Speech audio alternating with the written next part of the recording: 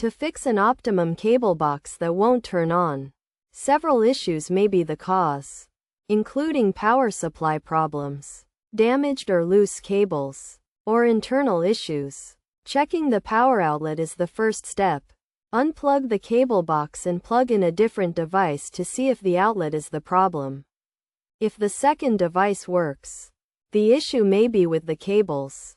However, if it doesn't, consider replacing the outlet or moving the cable box to a different one. Next, inspect the cables. Unplug the cable box and check the power cable for any damage. And ensure the HDMI cable is securely connected. Replace any damaged cables and then reconnect the cable box. Another solution is to power cycle the cable box.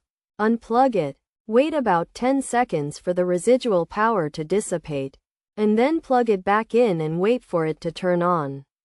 Turn on the TV to see if the problem has been resolved.